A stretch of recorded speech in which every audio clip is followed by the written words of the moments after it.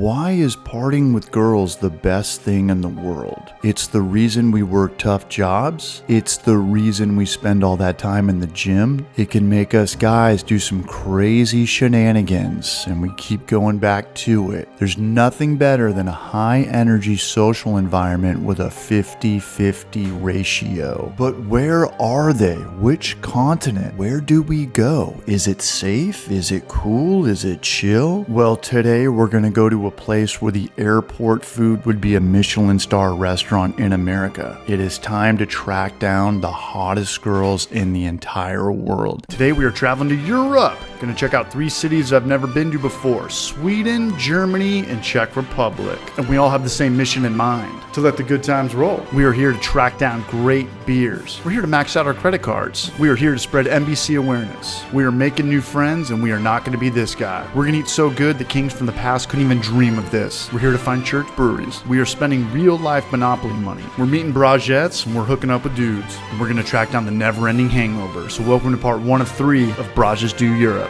So sit back, crack a beer, and let's get brutal.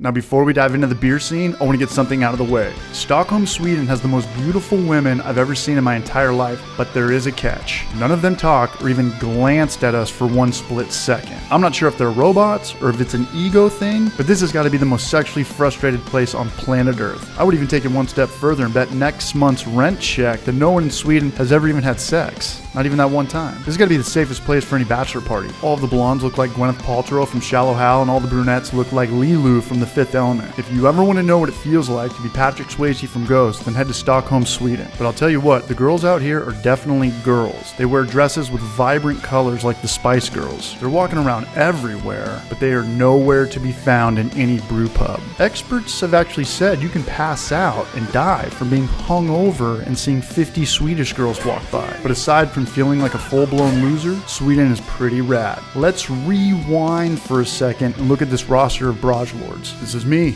CH, second team all-league hangover champion of the world. This is my college roommate Dan, who recently got into home brewing. He makes $500,000 a year and lives in Los Angeles. This is sweet boy Greg, and the way I see it, he's the entire race's biological stepfather. Wow. Greg was in some earlier Homebrew for Life videos that nobody watched, and he's our good friend from San Diego. And Greg, I'm staying with you when I come into town next month. Dibs on the master. This is my good buddy Donnie, number 6 on my MySpace top 8. We've brewed a ton of beer back in the old country, San Diego. He owns a brewery, but you're never going to know what it's called. And last and certainly least is Patrick. If you need a deep tissue massage, this is your go-to guy. They all flew into Stockholm from LAX on a direct flight, but I flew out of Knoxville, which is brutal. I recently moved to Knoxville, Tennessee, and I love it, but flying out of small cities takes forever and it's more expensive. I had to fly from Knoxville to Charlotte, Charlotte to JFK, and then JFK to Stockholm, which I believe is the capital of Sweden, experts say. I did bring my book though, Frankenstein. I've been on chapter 1 for 3 years. It's a good chapter. When you're bored with the book, you go to the bar. This is what we don't want to do, be spending $14 on beers, and then plug the YouTube channel to everybody at the bar with me. I don't care if you can speak English or not. Subscribe to Homebrew for Life. Okay, so we're going to showcase a lot of cool beer spots, but we're also going to share a lot of tips and tricks to traveling as well. For starters, the public transportation in Stockholm is the best I have ever seen. Everything is squeaky clean. There's cool air in the tunnels. You never have to wait more than a couple of minutes for the metro. It's extremely affordable, so don't ever get an Uber when you're in Stockholm. And Uber out here is very expensive. Alright, so we cannot check into our Airbnb until 4 p.m., so these guys let us stash our stuff at their place. We got 2 different places in Stockholm. There's a pretty good chance when you go to Europe, your flight's going to get in super early. Ours got in at 7 a.m., but you can't check into your place until late afternoon, so I highly recommend getting a locker at the closest train station. They don't have these in the US. It's about $20 for 5 hours, and legging around all of your luggage is a nightmare, especially in Europe, where all the roads and sidewalks are extremely bumpy. After cruising for a few blocks, we made it to our spot.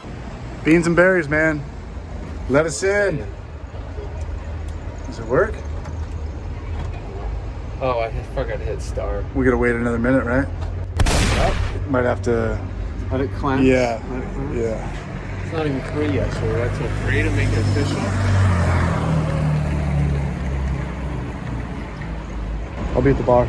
And this would never happen in America. The bottom floor is a cafe that's just not open and unattended. We got a small dorm room with twin-sized bed, but it's cool because we've already lived with each other in college. And Dan's grandfathered into me doing a ton of weird stuff, so he's prepared. But as far as the bathrooms go, America wins. I don't know what's going on. I know all of this ends up in the same sewer, but you can put up a little barricade right here. Some of these toilets, they kind of just overshot. They overthought it too much. All right, but on to the serious stuff. It's time to track down some beer. And I'll tell you what, just walking around Stockholm, it is beautiful. It is so beautiful, it looks fake, like Disneyland. It looks like the Nutcracker play, but in real life. Seems like there's more people riding bikes than there are cars on the road. The first place all 5 of us teamed up was at this boat restaurant that I believe is always open to the public. Looks like a wedding venue, but I don't know. I don't think this place had one bad vibe. Everywhere you looked, it was just people microdosing on chill vibes. Gotta get the clanks going. Donnie, what's he saying?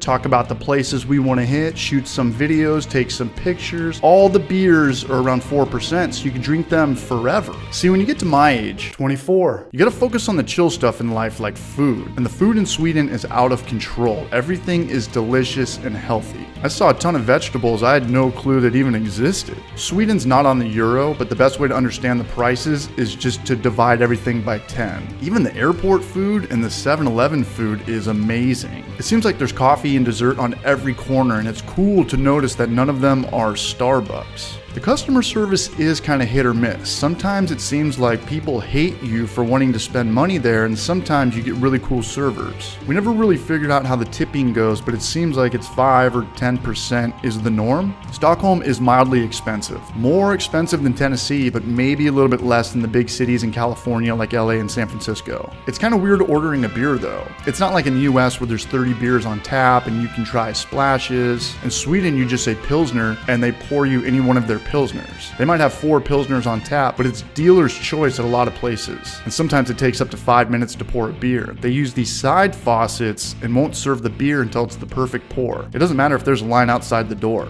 This too would never happen in America. All the Yelp servers would explode. Stockholm is a huge city, but there's no eyesores like you'd see in a big city in the US. I counted the homelessness on less than one hand. It's a very peaceful place where you feel safe all the time, no matter where you are. After the boat hangout, we went to a place called Akkurat that was highly recommended. Kind of had an English pub vibe. Greg was telling us stories how people confuse him with Billy Joel, but I don't think anybody was buying it. After Akkurat, we nightcapped it at another bar, and I could not tell you the name of this spot. This is good. Wow.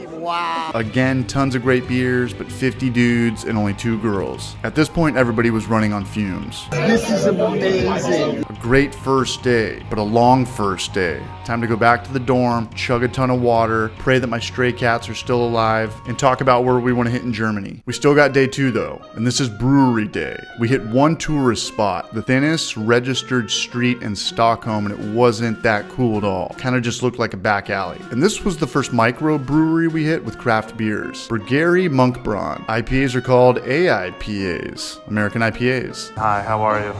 Whoa! And the beers were great. Even though they had a special event dinner coming up, the head brewer still gave us his time. He took us in the back, talked about his 130-year-old system and how it's different than American systems. I recommend this spot. But here's where you want to go in Sweden.